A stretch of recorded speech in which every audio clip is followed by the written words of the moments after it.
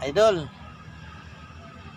yung mga YouTuber dyan, tingnan nyo kung anong gagawin ko dito sa plastic. Ito yung paghihinang ng plastic. Pamagatan natin, paghinang ng plastic. Yan. Nakakala ng iba, karamihan, ang plastic hindi nahinang. Nahinang ang plastic. Nakita ko sa inyo. At tulad nito, yan o, titigan nyo maigi. Ayan, lalapit ko ha. Ayan. Punit yan, punit. Ayan. Ayan. Nanispatan ko na ng konti. Pero ito, punit pa rin yan. Ayan o, kita nyo o. Ayan o. Ayan o, nabuka o. Ayan. Bangga yan. Kaya papakita ko sa inyo yung ano, hindi ko nga na-videoan na to eh. Ngayon, papakita ko sa inyo kung paano hinangin yung plastic. Ayan. Ayan mga idol. Tanawa ba, mga Bisaya ba na mahilig sa kwan, mahilig sa latero o trabaho ng sakyan. Tanawa niyo mga Bisaya. Mao na diha idol. Tanawa mo para makamao. Hinangin ko ang plastic para bumalik siya sa dati. Tapos ito, lalagyan ko pa siya ng bakal sa loob para hindi na siya mapupunit. Pag inabot pa natin na kasi ayaw ko naman mag-edit. Mas maganda yung walang edit-edit. Sakto lang yung para makita nyo na original. Kasi pag inedit, parang King Koy na ang dating, di ba? Ayan mga idol. Pisahan ko na maghinang. Gamitan ko ng kutsara. Ang kutsara hindi lang sa pagkain. Ginagamit din dito sa panghinang. Ito. Ito. Pero baliktad, hindi itong gamitin dito. Ayan mga idol. Tingnan nyo. Sinti na ako ng asitilin ha. Ay, asitilin tayong gamit. Pero hindi ito ang gamitin. Naiinang dito. Ito ang gamitin. Ito. Tsara.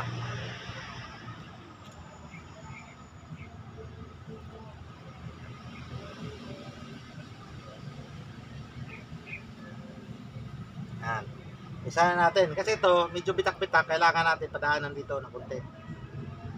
Libre na ito mga idol. Ay nako, wala ito sa eskwelahan. Magtuturo ng ganito pagtrabaho. Pag pumunta kayo ng eskwelahan, ayaw pa magbabayad. Dito, may kaalaman agad kayo. Yan, kaya paano man natin to? Kailangan pumasok siya para magpangabot na hindi magkontrahan. Yan. Kasi yung kaya nagkauslihan dahil bangga nga, siyempre wala na sa align.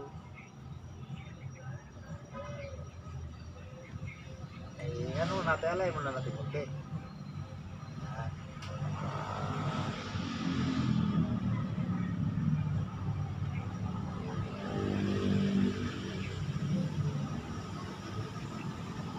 Makikita ba? Una harangan ng ulo ko. Malaki masyado ulo ko. Ayan, ganyan lang. Ayan. Para makikita nyo. Oops. Yan. Para kita. Kaya kailangan makita nyo. Makita ebidensya.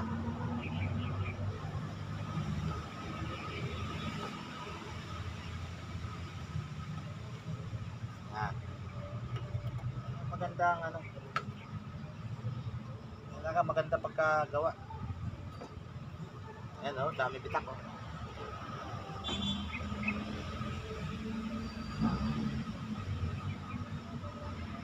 Ang panghinang natin dito, plastic din. Pero ito, i-spot ko muna. Kung sa bakal nag-i-spot, dito ganun din para hindi siya para maghina ka na hindi na hinahawakan ng kamay. Ito, hawakan mo talaga kasi siyempre spot nga.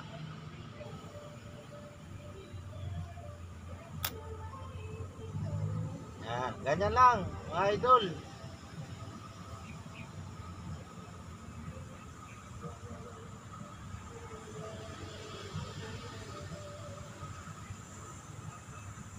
Tapos basahin natin tubig para madaling lumamig. Yan.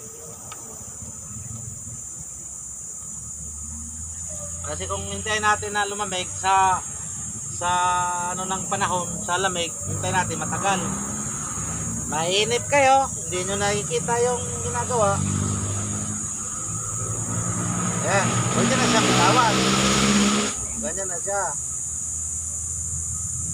Ayan.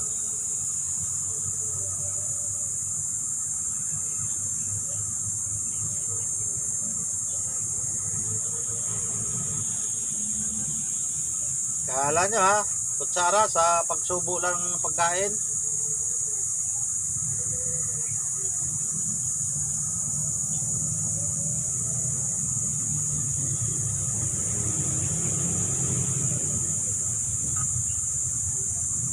Tapos palamigin natin konti para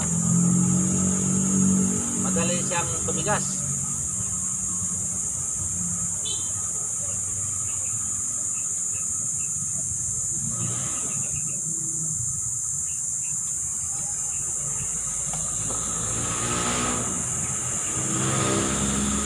Yan. Kailangan malay talaga.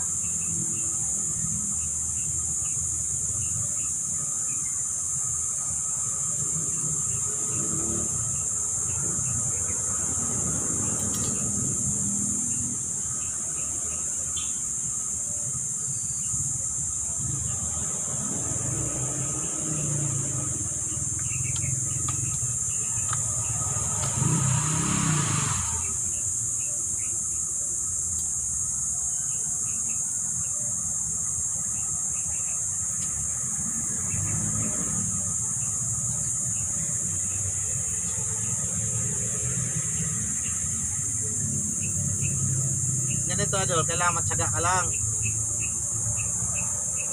Okay. Hindi naman basta-basta to. Pagka nagmamadali ka, lalo naman masira.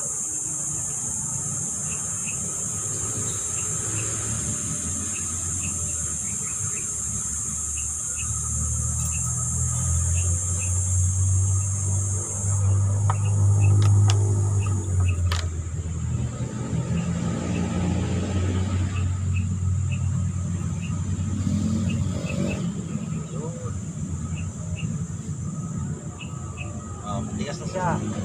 Kailangan lahat i-spot muna natin to. Katulad dito papunta dito. Kailangan i-spot muna natin para pag nag-full weld na, pagka tuloy-tuloy na yung hinang natin ng gamit ng kutsara, hindi na siya bibingkong-bingkong. Hindi na siya gagalaw-galaw yung mga labi, yung mga puni, yung mga biyak.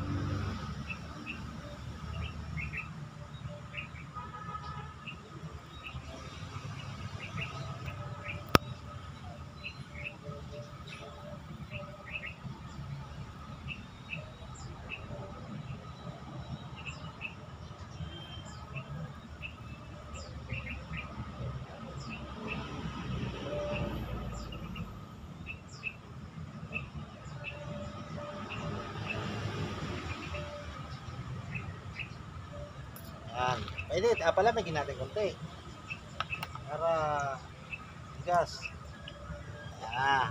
O, diba? Tikit-tikit na siya. Katulad nito, biyak to. Kung masilip nyo, pwede nyo i-zoom.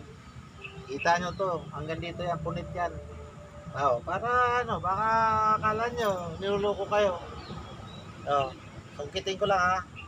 Ayan o. Oh, ayan. Biyak yan.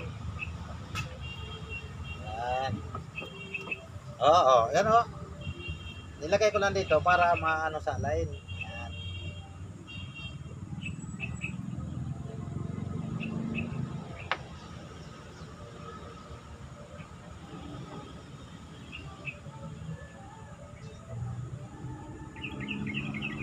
Ayan. I-spot na natin yan para hindi na siya gagalaw.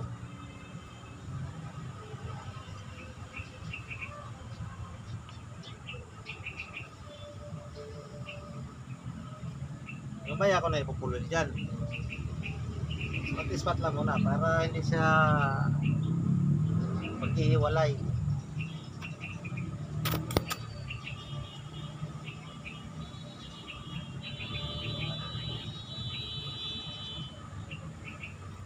Ano, mahilig ka sa YouTube, oh. Makikita nyo to. Paano maghina ng plastic?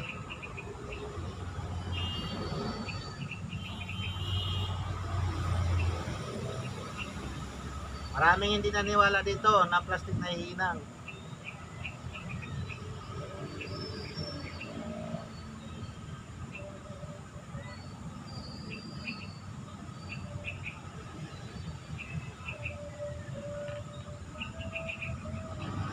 Pagka tinapos nyo itong video, maraming salamat. Pag tinapos nyo, kung hindi naman, kung i-scroll lang nyo, nasa inyo na yan. Wala kayong matutunan.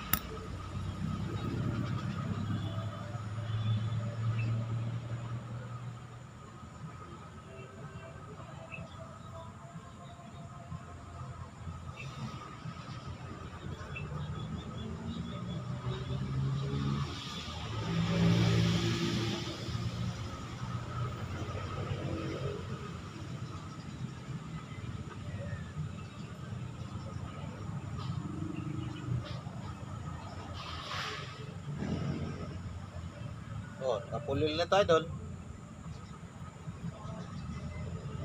Ilan ako lang to. Pero dudublihin ko pa to sa loob para matibay. Kailangan dubli. Baliktaran ng hinang. Tatanggalin ko nito pag pag nahinang ko na lahat sa labas. Tatanggalin ko, lalagyan ko ng bakal sa ilalim, lata. Lata lang. Pero hindi lata na sa dinas ha. Mga lata na yung sa mga sasakyan, yung na yung bakal na ito. Yan, yan ilalagay ko. Babaon ko siya sa gitna. Ipitin para hindi siya bibitaw. Para nakaribit siya pero hindi mo makita na may bakal sa loob. Yan guys.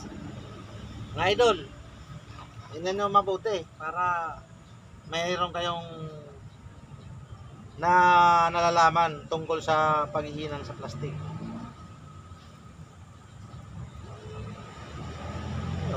Pwede ito gamitin sa kaso nga lang pagka ginamit ito sa sa bahay, pwede ang gamitin nyo gasol, yung kalan pwede nyo gamitin, kaso ang problema kalat kasi yung kalan. Kaya kung mag-init kayo ng kung ano man bagay, kahit naman lamang kahit hindi kutsara, gamitin nyo. Basta maliit lang na bagay na madali mo siya bumaga. Tapos, ididiin nyo doon sa mga plastic na hihinangin nyo. Pero hindi lahat ng plastic ay nahihinang ng ganito. Mayroong plastic na pagka naghinang ka, nagmamantika. Mantika is clear siya. Hindi mo nga halos makikita yung apoy na umaapoy na pala. Makikita mo lang nangangamoy tapos may tumutulo na parang mantika. Pero kung madilim, makikita mo kulay asul lang apoy noon. Kaya yun, pwede na hinang din yun. Kaso, maingat ang maingat yung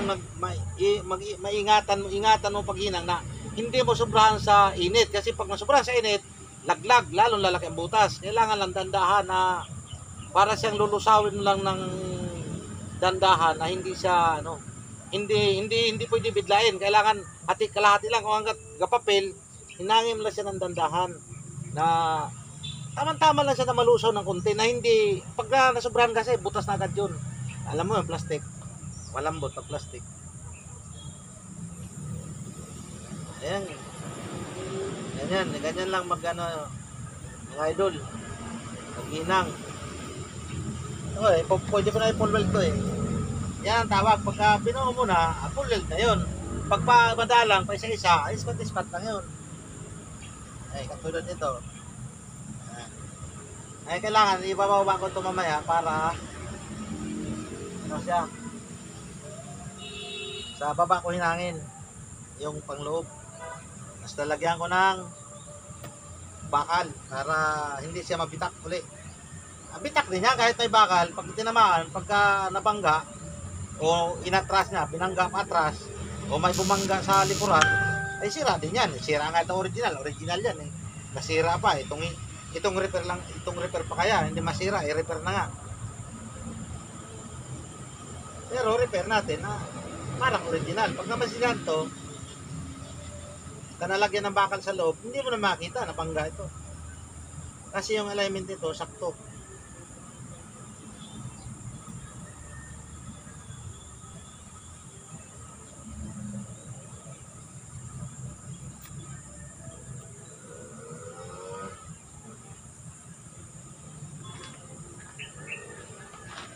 Ay, hindi nyo makita. Ako na lang iwas para makita nyo.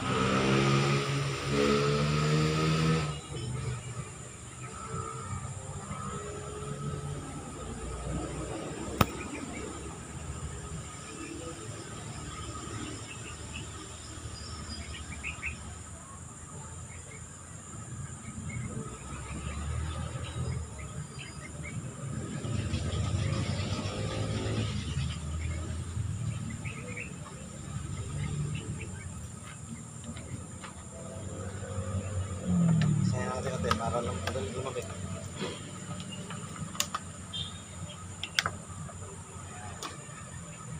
Dalawa.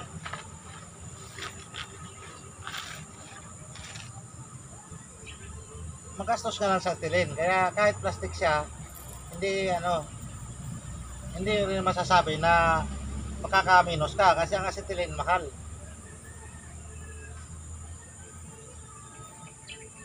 Magkano na isang pares? May 2.8, may 2.5, may 2.2, depende sa nagtitinda. Kaya mahal ang acetylen. Isang pares.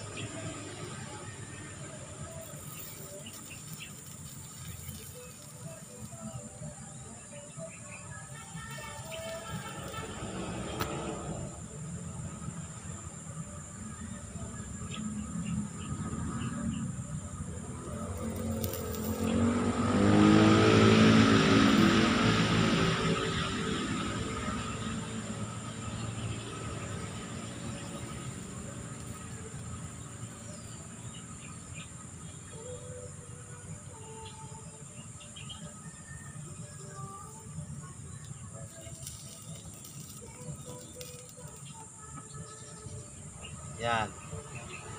Pero narinig pa yung sounds nito sana hindi narinig dyan para hindi tayo makapiright. Layo nun. Layo yun ang papasound.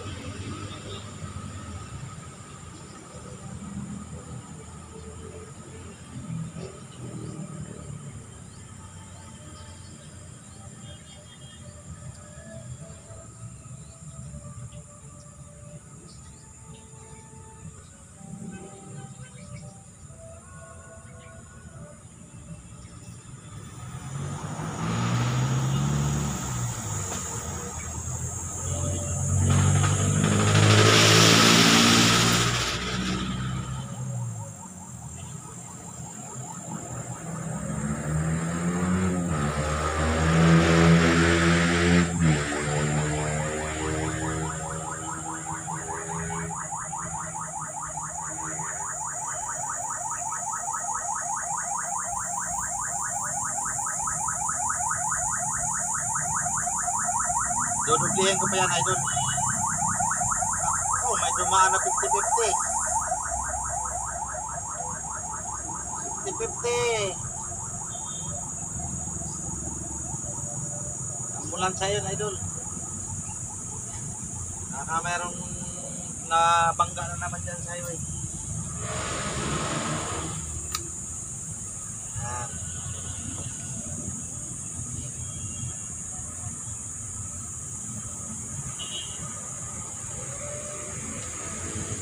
Oh, kita niya doon.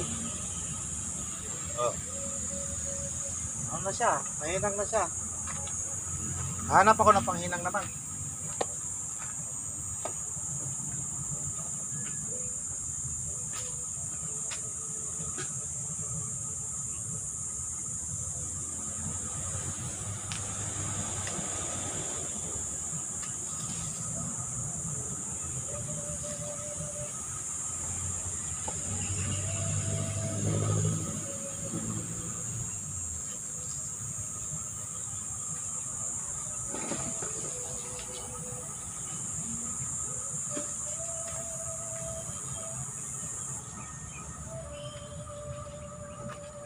Ito. Mga sira naman din ang gagamitin ko. Ito, mga sira na grills. Kasi wala na ito, gutay-gutay na to. Ito lang gamitin ko. Gamit siya. Para siya tumibay. Kakapalan natin ng ng plastic. Para matibay siya ulit. Kasi pag yan lang, asahan natin yan. Manipis masyado yan. Yan.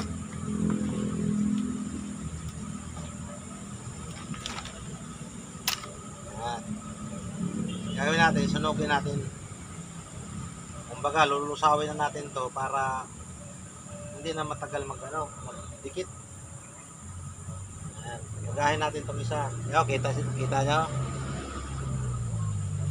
Lulusawin ko muna para mabilis din pa kumapit sa dito.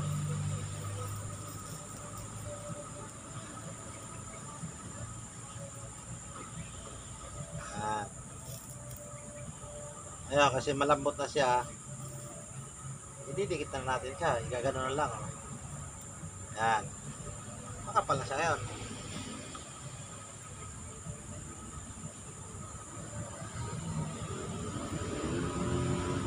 Ayan. Sabay tulak pa loob. Matigas na. Titigas na pati loob niya. Balik siya sa kapal. Papantay naman na natin ito eh. Kasi yung tinatapal ko, mas makapal na yung tinapal ko eh kaysa original eh. Yan lang, depensa lang yun para hindi siya bibitaw.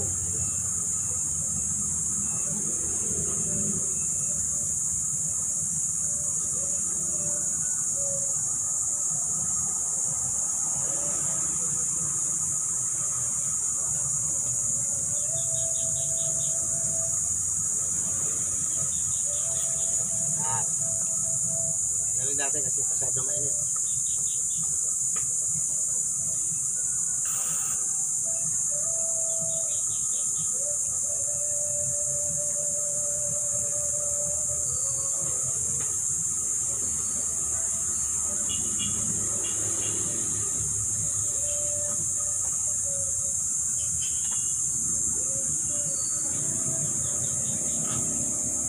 Itong butas na to, sadya butas yan, lagayan ng hook.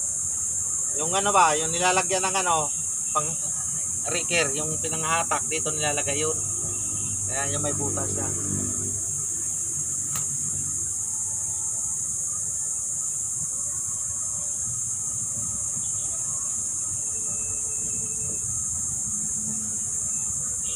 Init pa pala. Natin ulit para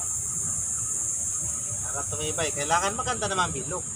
Bilugin mo rin ng napakaganda. Kala mo original.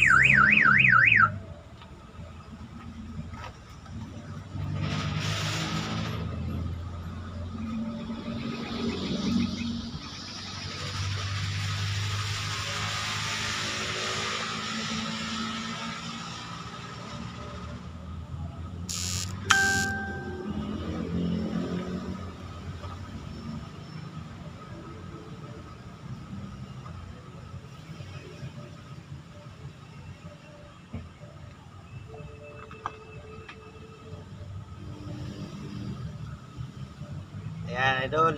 Na full weld na siya. Ito na lang, kapiraso na lang. Tama-tama to. Kalahating oras yata tayo nagtuturo dito eh. Paano eh. Konti na lang. Tagal na natin, kahit 35 minutes. 5 minutes lang para maging 35.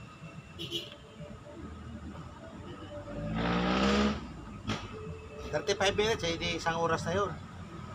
Masyado na matagal, maiinip na kayo.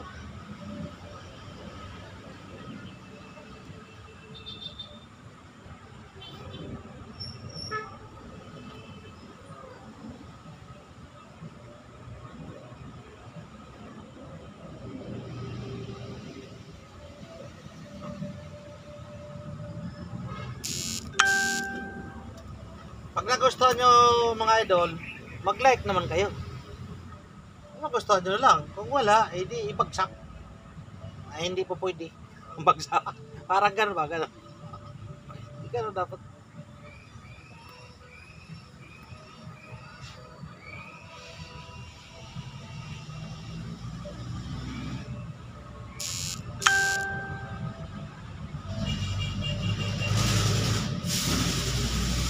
Ayan, buti na lang, idol.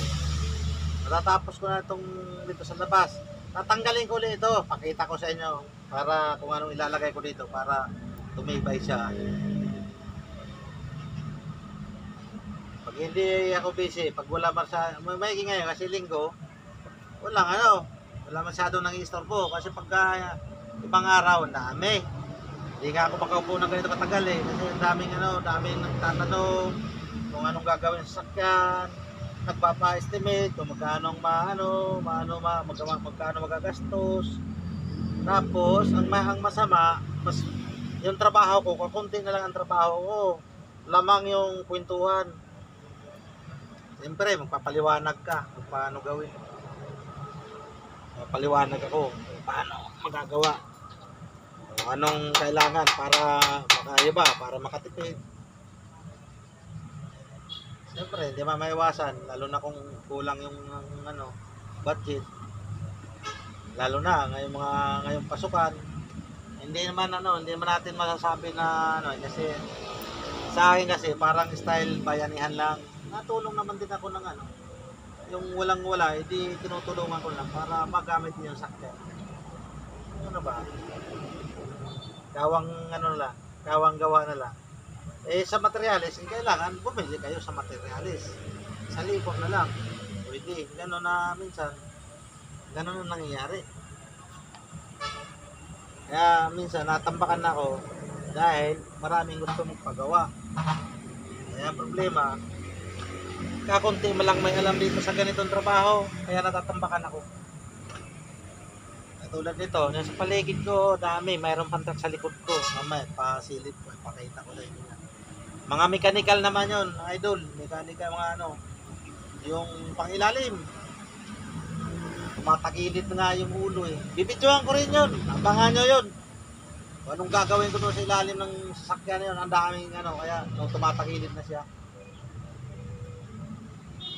May masinja naman. Yun kapal na Kailangan kapalan talaga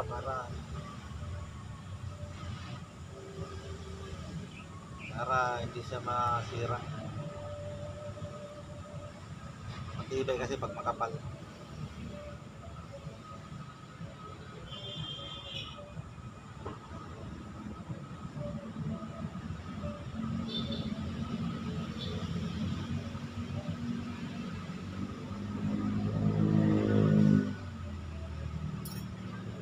Tayo muna natin. Gamigin mo na. Huwag mo na kasi sabi ko nga hindi pwedeng bilisan at hindi naman ito yero o bakal na may welding. Kailangan ng malamig na pang-isip para makukuha mo ng maayos. Tulad yan malamig na siya, matigas na siya, hindi na siya lalo na pag madublihan yan sa likod, malagyan pa ng sapi. Kasapian niya ng yero, pero hindi ganun na yero naman malapad, maliliit lang siya. Parang ginagawa mo, ano mo lang siya, i-rematch siya sa loob. Pero walang ano yun, hindi yan ito tornilyo. Ang gagawin kong rematch ituturo ko na lang sa inyo kung paano ako mag-rematch ng hero na hindi gagamit ng rivet. Ayan. Ayan mga idol. Sakto na siguro to. Sunod naman. Ay bukas pa dami pa akong video papakita sa inyo. Magbi-video pa lang tungkol sa paggagawa. Ayan. Maraming salamat mga idol. Hanggang sa susunod. Ha?